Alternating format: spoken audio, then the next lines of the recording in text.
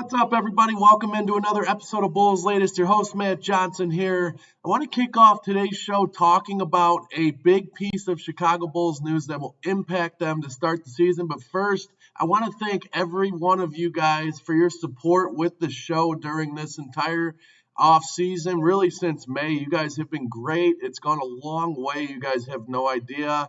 I really do appreciate each and every one of you that watch this show on a regular basis. It goes such a long way, and you guys are very much appreciated. Hit that like and subscribe button if you're new to the channel. Bulls basketball in the regular season is kicking off here. We're going to have plenty of fun content throughout the entirety of this regular season. You join along for the ride. It's going to be a fun season for this young Bulls team. Again, though, thanks for your support along the way. For you guys who have been watching since the beginning, goes a long way, and it's so much appreciated by me. So, gonna start with some unfortunate news. If you're a Bulls fan here, Coby White is expected to miss the next 2 weeks. The Bulls previously expressed, and I talked about it in the previous episode here, optimism. The Bulls expressed optimism that Coby would be ready for the season opener versus the Pistons. Coby went through more contact in Monday's workout, and Billy said Coby felt tightness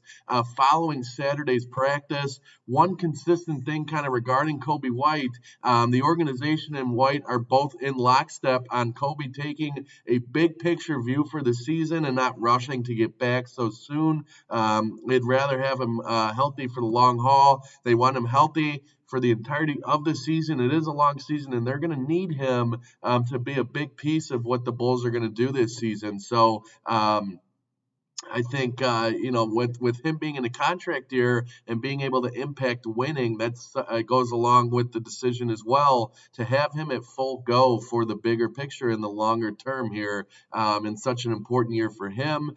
Billy Donovan said that White won't be running or cutting in the short term. He'll be doing more weight work and rehab, and then obviously, like I said, he'll be reevaluated in 2 weeks here.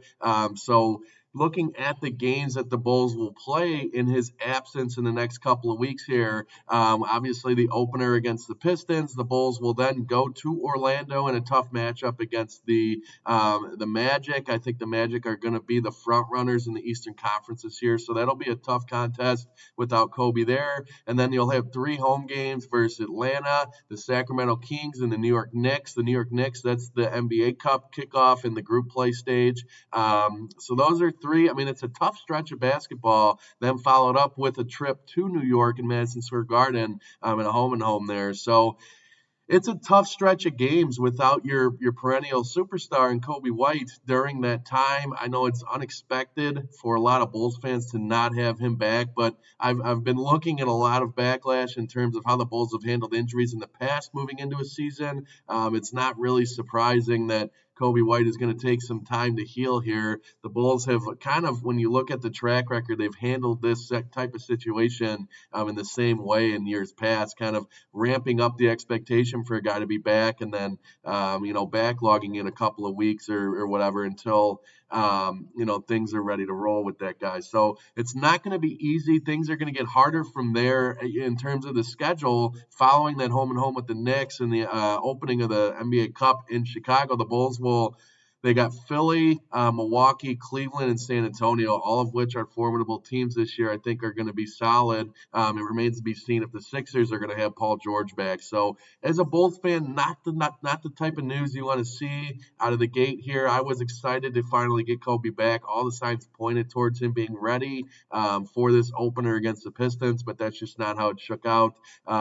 It could be, and I'm kind of keeping my fingers crossed the Bulls tread water, but could be an ugly start to the year without both Coby White and Zach Collins. I just think that this is a good opportunity looking at the bright side for a lot of young guys to produce early on. And then obviously you do have the core trio of Josh Giddey, Nikola Vucevic there, some of the other guys who are expected to contribute, and Modest Buzelis really expected to carry the load for this team regardless. So you got Modest Buzelis, Josh Giddey, and Vooch who are still going to be in the fold, expected to carry the load these next couple of weeks while guys get healthy. So looking at this opener, more in depth here, I want to take a look at and what the expectation is kind of for for that matchup there. The Bulls open the season at home. Obviously, Chicago finishing 39-43 last year, 4-12 in the Central Division, and an 18-23 home record last season. The Bulls look to build upon that home record and be better at the United Center.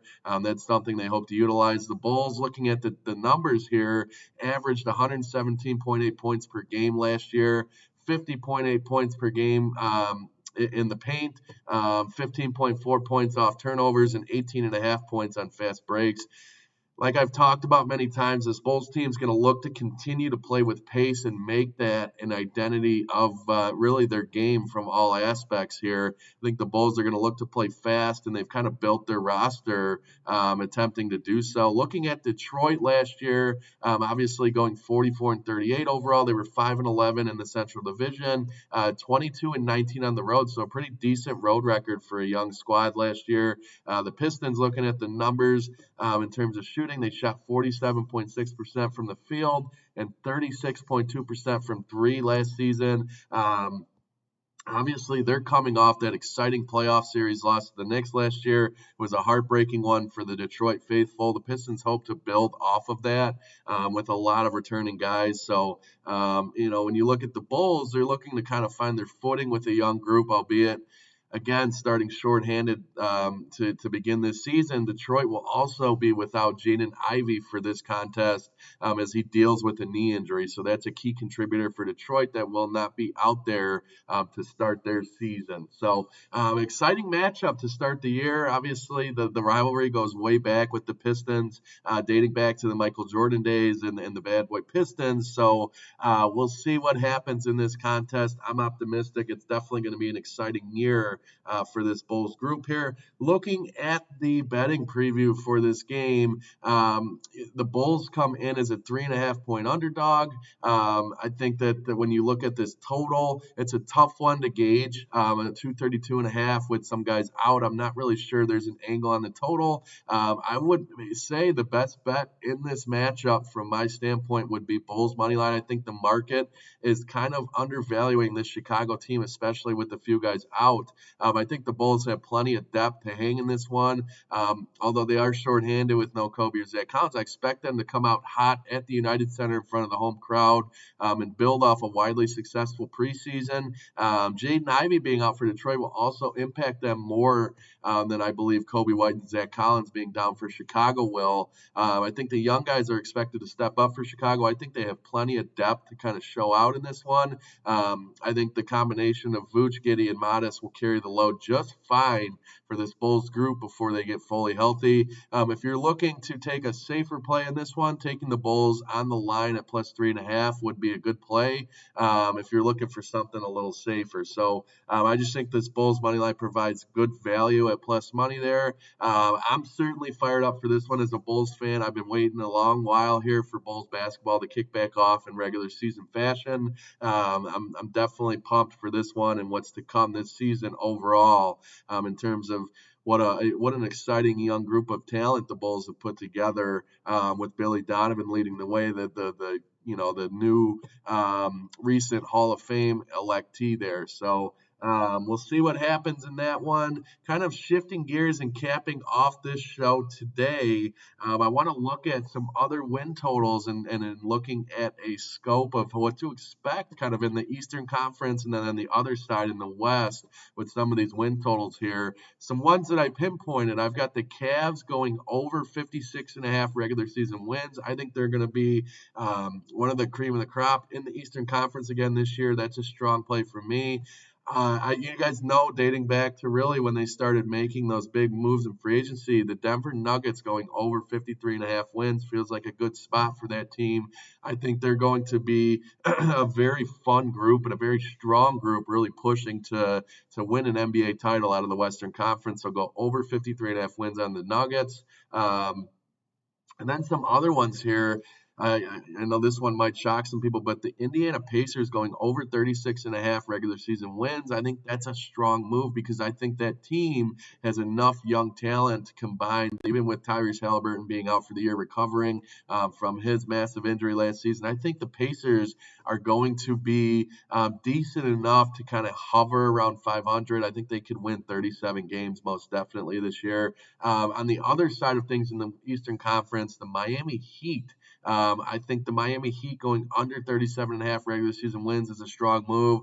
I think that's kind of it's a trying time for that Miami Heat organization. A lot of young talent, a lot of moving pieces there. They're not quite sure in what they have moving into this season as they've been so sure or more sure in previous years here. So I think that's going to be a trying year for Miami. I expect them to go under. I'm not sure they're going to be stacking the wins and kind of treading water like they have in years past going into that play-in tournament. So they could be on the brink of the play-in tournament. I could kind of foresee that towards the end of the year, but I would take the under 37.5 regular season wins on the Miami Heat.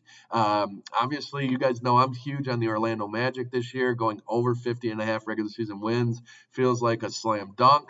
I think that Orlando team is going to lead the pace in the Eastern Conference and really dominate things this year. I think that they're a young group ready to make a run here. Adding Desmond Bane as well, a very strong move for them. And then this one might surprise some people. I'd be interested to know what you guys think on this one. But the Lakers going under 47.5 regular season wins. I think it's going to be an interesting thing to see Luka Doncic and LeBron James coexist. I don't know if it's going to work as well as people think. We saw flashes last year of what it could look like, but I think that the Lakers going under 47.5 wins is definitely plausible. I could see them struggling this year, to be quite honest with you. I think that they could win somewhere around 45, 46 games and still kind of, struggle in terms of wanting to get to where they want to go. Obviously, the big picture there is NBA championships with those two star guys in that organization. So take the under on that, 47.5 regular season wins for the Lakers. I do expect the Magic to carry over and win their division at minus 175. That's a little more juiced. I do like the Clippers as well to win their division. That's good value at plus 150. I think there's enough talent there. We've seen it the last couple of years from this Clipper team. There's enough veteran talent there to be competitive, and I think you can never count out a superstar like Kawhi Leonard and James Harden there for the LA Clippers. So take them at plus 150 to win their division. Then an MVP play for you guys, none other than him, Nikola Jokic himself. Jokic is plus 300 to win the MVP. I love him to take home yet another Most Valuable Player award. I think he is a fixture in the NBA nowadays, obviously a superstar and a mega talent. I think that Nuggets team is going to be carried by him, although they have a ton of talent to go around there. I think Jokic is going to have another monster year. So take him plus 300 to win the MVP.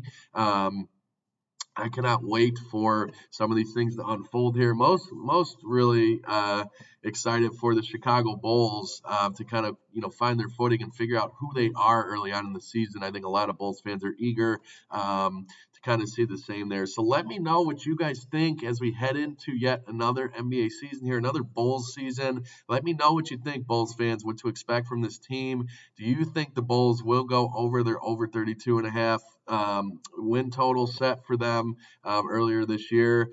I think it's very doable. Let me know kind of where our heads are at in terms of Bulls Nation here. Again, I want to thank you guys for your support with this show. Since we started this thing back in May, it does not go unnoticed. We will grab a recap for you guys on that Bulls Pistons opener on the next show here. I want to thank you guys for joining me on today's episode, and we will see you guys next time.